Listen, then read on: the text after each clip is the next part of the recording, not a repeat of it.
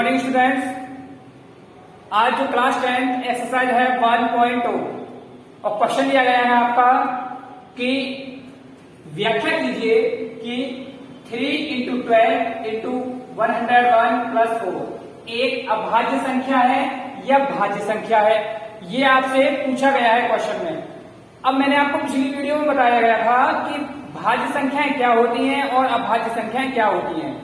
एक बार रिपीट करा देता हूं कि अभाज्य संख्याएं वो होती हैं जिनका फैक्टर गुणनखंड या तो 1 हो या स्वयं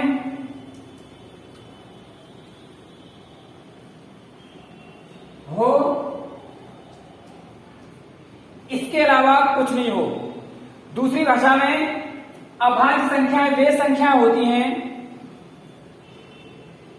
जो 1 से डिवाइड हो और स्वयं से डिवाइड हो, इसके अलावा किसी और से डिवाइड ना हो, कोई और इसका फैक्टर ना हो।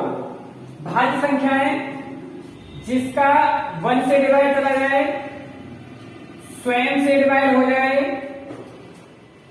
और इसके अतिरिक्त इसके अलावा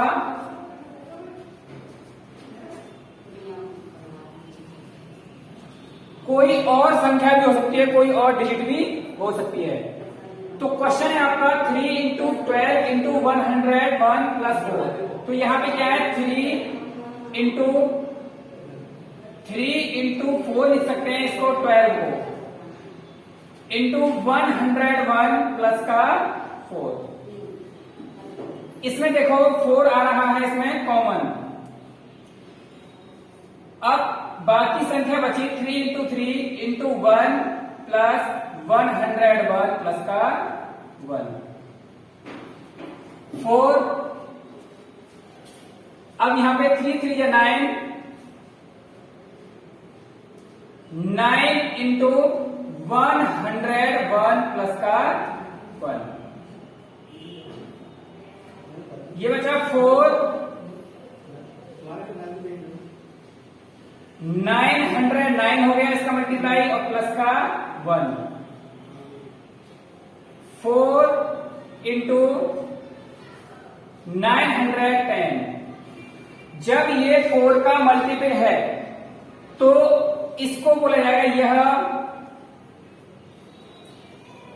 भाज्य संख्या है, यह भाज्य संख्या है,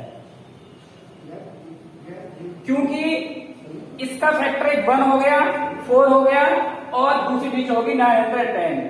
तो ये आया 1 आया, स्वयं वह संख्या आई और इसके अतिरिक्त भी 910 हो सकती है और ये भी यह अभाज्य संख्या नहीं है, यह क्या है भाज्य संख्या है।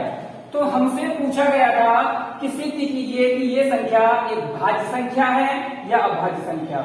यदि अभाज्य संख्या तब होती फैक्टर 1 आए या स्वयं खुद हो वो संख्या, लेकिन यहां पे क्या है 4 से डिवाइड हो रहा है, एक संख्या 4 हो गई, दूसरी 910 हो गई और तीसरी डिजिट 1 भी हो गई, तो इसलिए यह संख्या क्या होगी भाज्य संख्या होगी।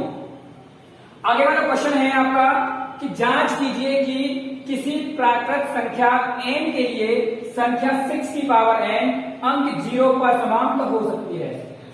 तो क्या 6 की पावर n 0 पर समाप्त हो सकती है? तो यहां लिखेंगे 6 की पावर n को हम लिख सकते हैं 2 इंटू 3 की पावर n। जब 2 इंटू 3 की पावर n ये हो गया, अब मान लीजिए माना 6 की पावर n की जगह क्या है कोई प्राकृत संख्या है, मान लीजिए 1 ले लिया यहां पे, तो 6 की पावर 1 6 हो गया, 6 की पावर 2 36 हो गया, 6 की पावर 3 216 हो गया। तो यहां पे देखने को मिल रहा होगा कि यहां पे जो संख्या आ रही है 0 नहीं आ रही, लेकिन 0 के लिए क्या है, जैसे एक एग्जांपल है 10 को लिख सकते हैं 2 इंटू 5। 100 है, यहां पे होगा 2, 100 के जो फैक्टर होंगे 2 25, 5 और 5। तो ये क्या हो जाएगा 2 इंटू 2 इंटू 5 इंटू 5। तो इसको लिख सकते हैं 2 की पावर 2 इंटू 5 की पावर 2। मान लीजिए 1000 है कोई संख्या, तो 1000 का क्या होगा 500, 250,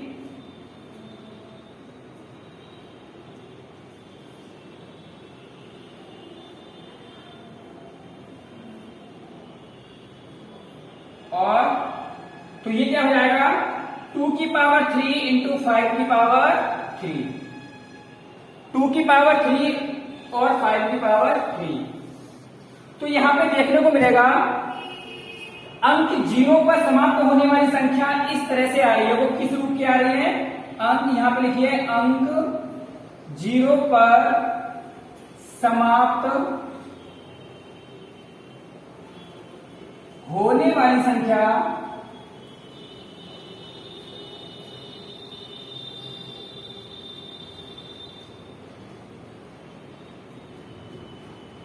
टू की पावर n इंटू 5 की पावर n के रूप की होगी।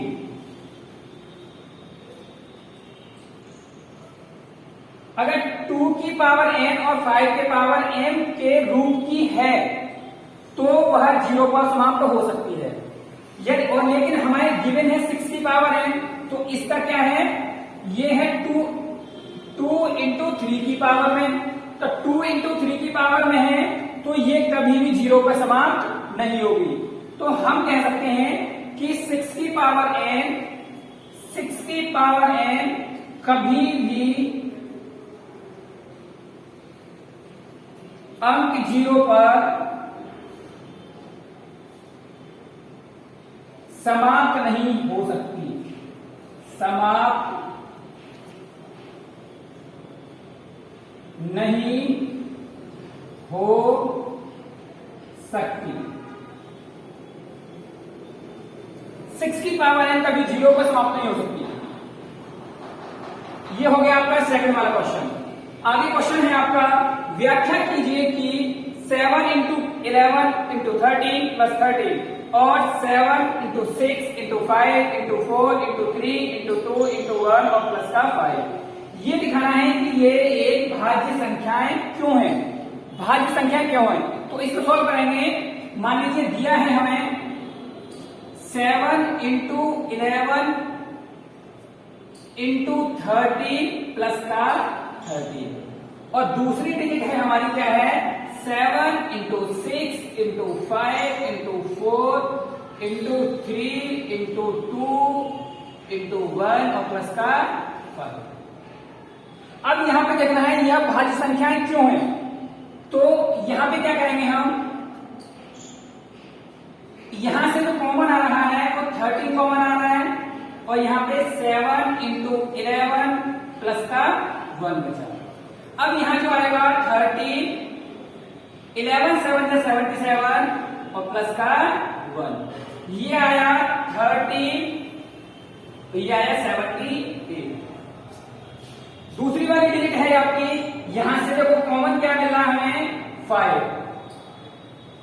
7 इंटू 6 इंटू 1 बचा क्योंकि 5 हमारा कॉमन ले लिया हमने 5 into 4 into 3 into 2 into 1 plus 5 common है तो यहां मिलेगा 1। अब यहां से क्या हो गया 5 7 6 या 42 4 3 या 12 2 या 24 और प्लस का 1। अब यहां पे क्या आएगा 5 42 और 24 का मल्टीपल 4 2 या 8 4 4 या 16 2 2 या 4 और 4 2 या 8 10 0 कैरी में 1 और 10 ये आ गया 1008 और प्लस का हमारा 1। अब यहां पे देखेंगे 5 और 1009। तो यहां पे देखने को मिलेगा आपको कि वो कह रहा है कि ये भाज्य संख्याएं क्यों हैं, और भाज्य संख्याएं तो यहां कह सकते हैं कि ये संख्याएं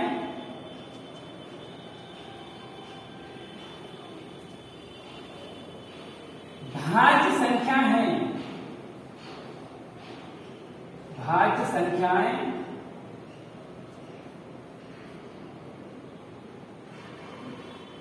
हैं, क्योंकि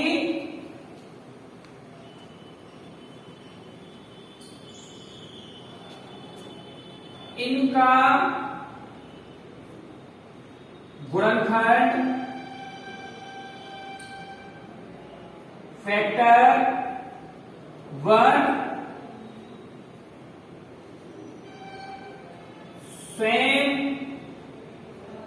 खुद संख्या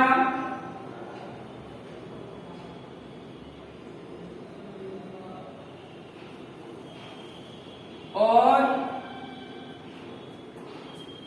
इसके अतिरिक्त